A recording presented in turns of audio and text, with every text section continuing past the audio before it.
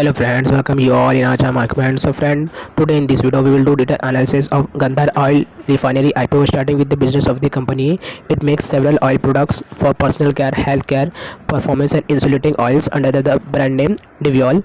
Performance oil is the largest business division, contributing 55% in the revenue, followed by lubricant with 25%.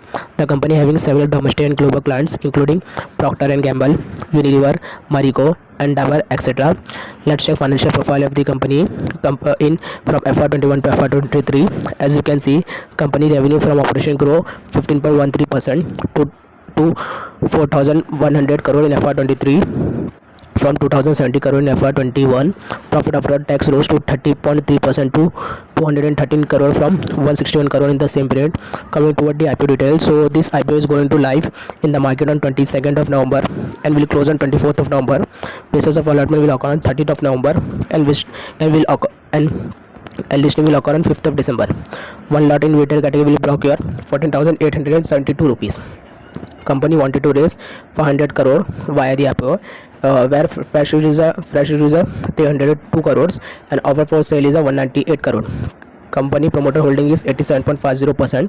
Post listing will be reduced to 64.63%. And fund raised through IPO will be utilized to clear debt of 22.71 crore available by Taxol. Further 27.73 crore will be spent for the purchase of equipment and civil work required for expansion in the capacity of automotive oil at the Silvassa plant, and the remaining 185 crore will be used for the working capital requirement. Talking about negative point of the company, so company source most of its raw materials base oil from South Korea and Gulf countries, and also company having limited number of suppliers and does not have any long-term contract with them. Linking time is the register of this IPO.